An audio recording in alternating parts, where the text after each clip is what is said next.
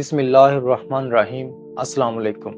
آج کی اس قسط میں ہم بنو قریظہ کے معاملے اور حضرت سعد رضی اللہ تعالیٰ عنہ کی شہادت کے بارے میں ڈسکس کرنے والے ہیں، وہی حضرت سعد کہ جن کے جنازے میں فرشتوں نے شرکت کی تھی۔ تو اس قسط کا آغاز کرتے ہیں بنو قریظہ سے۔ بنو قریظہ مدینہ کے قرب و جوار میں آباد ایک یہودی قبیلہ تھا۔ یہ وہی قبیلہ تھا جو مدینہ میں مسلمانوں کے ساتھ میثاق مدینہ کے تحت رہ رہا تھا۔ اس معاہدے میں طے یہ ہوا تھا کہ مدینہ پر حملہ ہونے کی صورت میں سب مل کر اس کا دفاع کریں گے، مگر غزوہ خندق کے دوران جب پورا مدینہ دشمنوں کے نرغے میں تھا، بنو قریظہ نے مسلمانوں سے غداری کر دی۔ انہوں نے خفیہ طور پر قریش اور ان کے اتحادی مشرک قبائل سے رابطہ کیا اور طے کیا کہ اگر مشرک مدینہ میں داخل ہو جائیں تو وہ پیچھے سے حملہ کر دیں گے، لیکن اللہ کی مدد سے مسلمان کامیاب رہے اور خندق کا محاصرہ ختم ہو گیا۔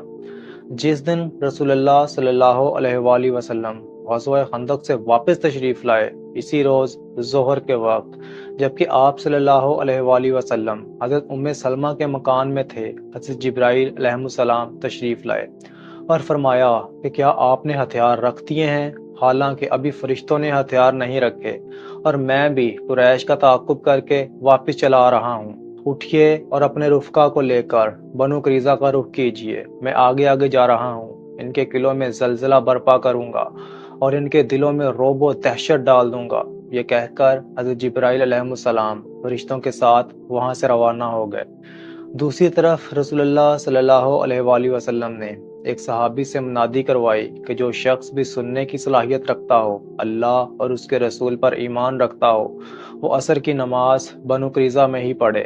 آپ صلی اللہ علیہ وآلہ وسلم نے حضرت علی بن ابی طالب رضی اللہ تعالیٰ عنہ کو جھنڈا عطا فرمایا اور انہیں آگے روانہ فرمایا۔ جب حضرت علی بنو قریظہ کے قلعوں کے قریب پہنچے تو انہوں نے آپ صلی اللہ علیہ وآلہ وسلم کو برا بلا کہنا شروع کر دیا۔ اتنے میں رسول اللہ بھی مہاجرین اور انصار کے ساتھ روانہ ہو چکے تھے۔ آپ نے بنو قریظہ کے قریب پہنچ کر انا نامی کنویں پر قیام فرمایا۔ عام مسلمانوں نے بھی جب یہ لڑائی کا اعلان سنا تو فوراً بنو قریظہ کی طرف روانہ ہو گئے۔ راستے میں عصر کی نماز کا وقت آ گیا تو بعض نے کہا کہ ہم جیسا کہ ہمیں حکم دیا گیا تھا بنو قریظہ پہنچ کر ہی عصر کی نماز پڑھیں گے، حتیٰ کہ بعض نے عصر کی نماز عشاء کے بھی بعد پڑھی، لیکن کچھ دوسرے صحابہ کرام نے کہا کہ آپ صلی اللہ علیہ وآلہ وسلم کے کہنے کا مطلب یہ تھا کہ جلد سے جلد روانہ ہو جائیں، اس لیے انہوں نے راستے میں ہی نماز پڑھ لی۔ لیکن جب آپ صلی اللہ علیہ وآلہ وسلم کے سامنے یہ معاملہ پیش کیا گیا تو آپ نے کسی بھی فریق کو سخت سست نہیں کہا۔ بہرحال مختلف ٹکڑوں میں بٹ کر اسلامی لشکر بنو قریظہ کے قریب پہنچ چکا تھا اور نبی کریم صلی اللہ علیہ وآلہ وسلم کے ساتھ جا شامل ہوا تھا۔ پھر بنو قریظہ کے قلعوں کا محاصرہ کر لیا گیا۔ اس لشکر کی کل تعداد تقریباً 3000 تھی اور اس میں گھڑ سواروں کی تعداد تقریباً 30 تھی۔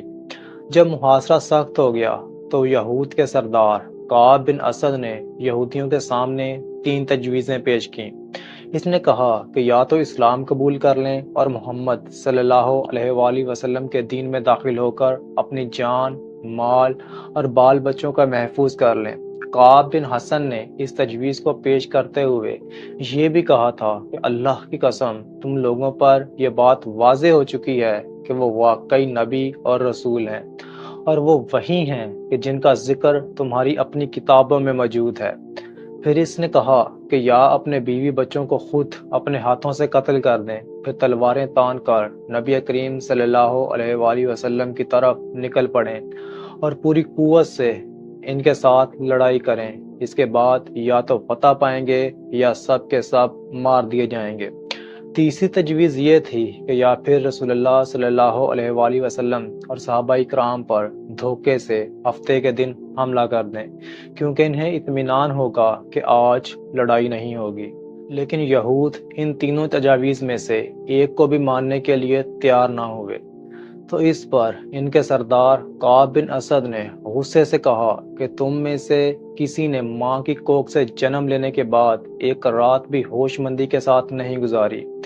بہرحال ان تینوں تجاویز کو رد کر دینے کے بعد بنو قریظہ کے سامنے صرف ایک ہی راستہ رہ جاتا تھا کہ رسول اللہ صلی اللہ علیہ وآلہ وسلم کے سامنے سر تسلیم خم کر دیا جائے، یعنی ہتھیار ڈال دیے جائیں اور اپنی قسمت کا فیصلہ آپ صلی اللہ علیہ وآلہ وسلم پر چھوڑ دیا جائے۔ لیکن انہوں نے چاہا کہ ہتھیار ڈالنے سے پہلے بعض مسلمان حلیفوں سے رابطہ قائم کر لیں، ممکن ہے کہ پتہ لگ جائے کہ ہتھیار ڈالنے کا نتیجہ کیا ہوگا۔ چنانچہ انہوں نے رسول اللہ صلی اللہ علیہ وآلہ وسلم کے پاس پیغام بھیجا کہ آپ صلی اللہ علیہ وآلہ وسلم حضرت ابو لبابہ رضی اللہ تعالیٰ عنہ کو ہمارے پاس بھیج دیں، ہم ان سے کچھ مشورہ کرنا چاہتے ہیں۔ چنانچہ رسول اللہ صلی اللہ علیہ وآلہ وسلم نے حضرت ابو لبابہ بن عبد المنذر کو ان کے پاس بھیج دیا۔ ابو لبابہ اوس قبیلے سے تعلق رکھتے تھے اور بنو قریظہ کے ساتھ ان کے پرانے تعلقات تھے۔ جب وہ قلعے میں داخل ہوئے تو بنو قریظہ کے مرد، عورتیں اور بچے سب ان کے ارد گرد جمع ہو گئے۔ وہ رونے لگے، التجا کرنے لگے اور کہنے لگے کہ ابو لبابہ، کیا ہم محمد کے فیصلے کے سامنے سر تسلیم خم کر دیں؟ ابو لبابہ جانتے تھے کہ اگر وہ ایسا کریں گے تو ان کے مردوں کے لیے یہ سخت فیصلہ ہوگا۔ اس لمحے انہوں نے ہاتھ سے اپنے گلے کی طرف اشارہ کیا، گویا کہ وہ کہنے لگے ہوں کہ اگر تم نے سر تسلیم خم کیا تو تمہاری گردنیں مار دی جائیں گی۔ لیکن فوراً ہی ان کے دل میں احساس جاگا کہ یہ اشارہ دراصل اللہ اور اس کے رسول کی امانت میں خیانت کے مترادف ہے، کیونکہ وہ مسلمانوں کے نمائندے تھے اور انہیں ایسا اشارہ نہیں کرنا چاہیے تھا۔ اسی وقت ان کے دل میں گہری ندامت جاگ اٹھی۔ وہ قلعے سے باہر نکلے اور سیدھے مسجد نبوی جا پہنچے۔ وہ مسجد کے ایک ستون کے پاس گئے۔ اسی ستون کو بعد میں استون التوبہ یعنی توبہ کا ستون بھی کہا گیا ہے، اور اپنے آپ کو رسی سے اس ستون کے ساتھ باندھ لیا۔ انہوں نے کہا کہ میں خود کو نہیں کھولوں گا جب تک کہ اللہ میری توبہ کو قبول نہ فرما لے۔ چند دن تک وہ اسی حالت میں بندھے رہے، نہ کھانا کھاتے تھے نہ پانی پیتے تھے، بس روتے جاتے تھے اور اللہ سے معافی مانگتے جاتے تھے۔ آخر کار ایک دن فجر کے وقت رسول اللہ صلی اللہ علیہ وآلہ وسلم پر وحی نازل ہوئی کہ اللہ نے ابو لبابہ کی توبہ قبول فرما لی ہے۔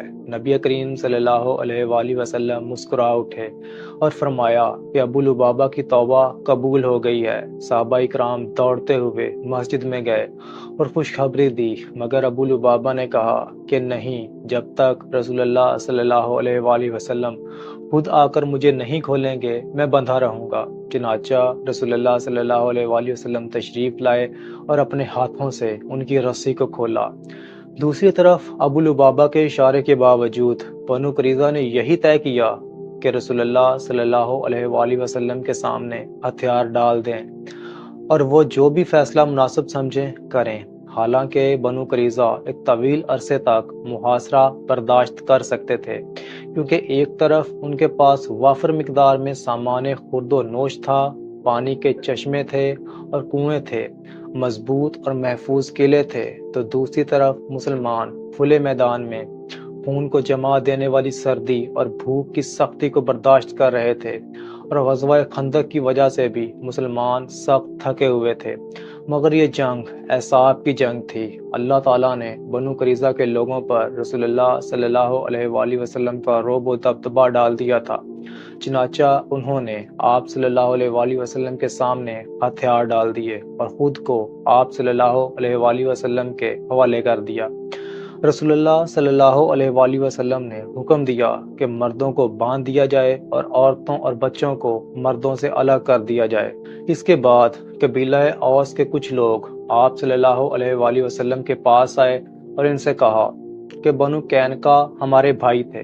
آپ صلی اللہ علیہ وآلہ وسلم نے جو ان کے ساتھ سلوک کیا تھا، اسی طرح کی رحم دلی اور احسان اس معاملے میں بھی فرمائے۔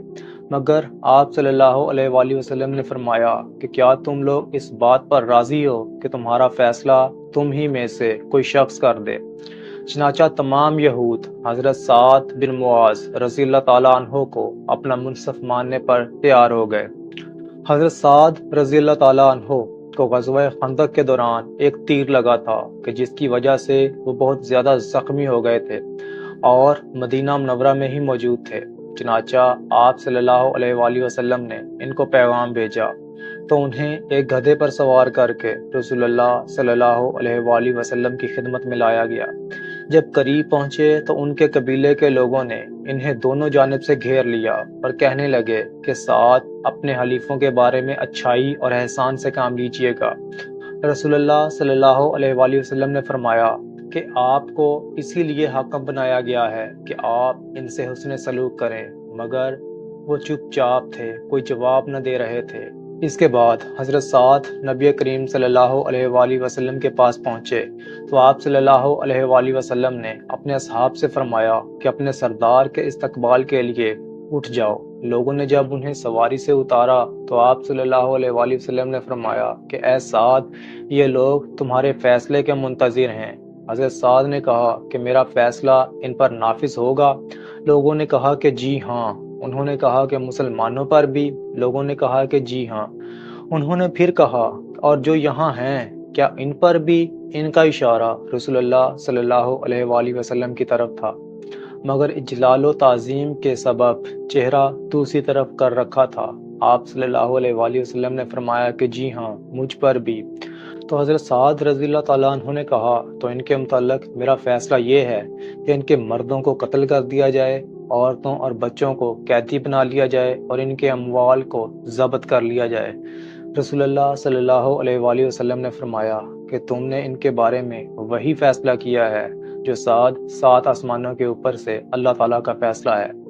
हज़रत साद रज़ियल्लाहु ताला अन्हु इस्लाम लाने से पहले तौरात और ज़बूर के बहुत बड़े आलिम थे। इसी वजह से यहूद कबाइल ने फैसले के लिए हज़रत साद रज़ियल्लाहु ताला अन्हु का इंतखाब किया था और आप रज़ियल्लाहु ताला अन्हु का फैसला बिल्कुल तौरात और ज़बूर के कवानीन के ऐन मुताबिक था। बहरहाल इस फैसले के बाद बनु कुरैज़ा के मर्दों को कत्ल कर दिया गया कि जिनकी तादाद 6 या 700 के दरमियान बताई जाती है, और इनकी औरतों और बच्चों को कैदी बना लिया गया।